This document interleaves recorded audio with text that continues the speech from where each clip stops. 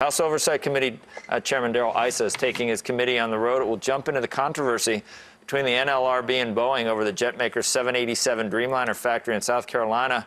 The committee is holding a hearing in Charleston today. Here now, first on CNBC with a preview, Representative Darrell Issa. Mr. Chairman, good morning. A lot of people are unhappy that we're right in the middle of this, and you're already holding a hearing on an agency that's supposed to be completely independent, and that you're not supposed to, as Congress isn't supposed to try and sway the NLRB from doing what it needs to do. And here you are right in the middle of it, having hearings. Is that a valid criticism? Well, Joe, it's first of all, thanks for the road trip video earlier. We thought that was very good. We flew, actually, though. It's very appropriate for us to look at whether an agency's basic mandate is correct and whether, in fact, they're acting independently. Understand that if this South Carolina division of Boeing employees hadn't decided to vote out their union, this wouldn't have happened. This is very much a fact-finding issue. We're going to meet with the president of the union. Of course, it's no longer a union, but she headed the union. She's going to tell us her story about why this right-to-work state made a decision, even though they're Boeing employees and could have remained unionized, they made a decision not to. And when a company makes a decision to expand jobs, no layoffs in Everett, Washington, as a matter of fact, 3,000 new jobs, when they make a decision to expand and put an additional line in a state that will not have a walkout or a strike in the middle of a valid contract, that decision is being second-guessed. We believe it's a political decision, but we want to hear from all the parties. We will hear from Mr. Solomon of the NLRB, the man who brought this case, and find out what he was thinking, intervening in what was, in fact, completely legal under their contract. Is that true? Because I think that people think that there is a violation of the law, that the NLRB, that there are laws written, and that the mandate of the NLRB is to look into something like this. I mean, is it a difference if you build a new plant versus moving a plant? Is it semantics? What's the issue here? Well, first of all, remember, these were both Boeing facilities, and they're added 3,000 new jobs, expanded facilities in Washington. They were looking for an additional place to put additional line. This is a smaller line. It'll only be 3 per month.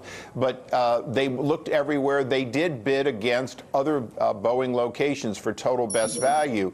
The point here is, they're calling it retaliation. It's a fundamental question. Does the NLRB have the ability to interfere in expansion?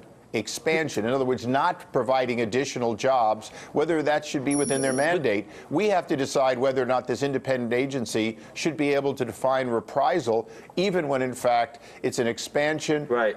New line, new jobs. There is no transfer. Not one job is being lost in Everett, Washington, and that's not in debate. But if the machinists in Everett appeal to the NLRB and say, look, they're pointing to Mr. Albaugh's comments to the media up there that we needed to be able to have consistent production of these 787s. We don't need any work stoppages because our customers need to know that they can get these planes. That sounds like you're trying to get around like a strike by the machinists in Everett. Is it if then a machinist says to the NLRB, look, this is clearly stated in the law, you can't do that, doesn't the NLRB have to look at it when the machinist appeals to them? No. They don't?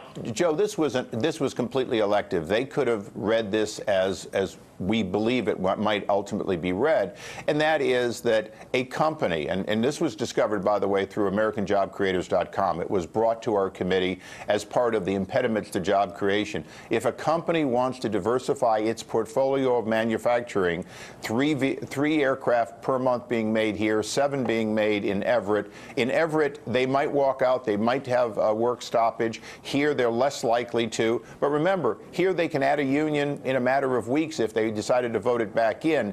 The company made a decision within its portfolio of locations, and it was all expansion. The real question is this an internal matter in which they're bidding for the best value in order to export? Remember, Boeing is our largest exporting company. These are about jobs here for products that are going to be shipped all over the world. They're expanding. They have 827 in their back order in and growing. They're only going to produce 10 a month. They're looking for additional places. To be honest, there may be yet another line, at least temporarily, they plan, in Everett, Washington. So they may go beyond the 3,000 additional jobs that this new and exciting product is doing. We're here to look and decide whether or not NLRB overstepped its authority, and or whether or not at a time in which jobs are shifting around the country, we need to reform how that we interpret decisions of companies. Remember, it's about being profitable in America. American jobs are what we're here to look at, and whether or not our very old rules allow us to be competitive against other countries. We had a... Joe, Boeing, as I understand it, is saying that basically there's a stack deck at the NLRB. There's a stack deck when it goes back to the full board, and then they'll be in appeals, probably in the District of Columbia appellate, and they'll be making their case. But look, we're here to look at the facts. And we're here because AmericanJobCreators.com is going to take us wherever it takes us in order to get America working again. You know, the number one question our committee asks every day is America going to be competitive, or is government in the way in greater and greater amounts of American competitiveness? We understand that this recovery is very slow, and one of the real questions, forget about all the politics, is have we built up so many legacy costs, much of it from government, federal, state, and local, that's stopping us from getting jobs created? AmericanJobCreators.com was formed to ask those questions. This came in as a valid complaint that might in fact be costing thousands of jobs. Remember, if they don't expand, if this billion-dollar investment of Boeing doesn't come online on time, we will lose orders to overseas companies, and ultimately it will affect the balance of trade. It'll affect thousands of jobs. And here in South Carolina, it'll affect ripple effects of tens of thousands of jobs. Remember, people make six figures in Boeing plants. These are not sweatshops. These are the kind of jobs that Americans want to see kept in America. And Boeing's in a fight of its life against Airbus, who doesn't produce in America.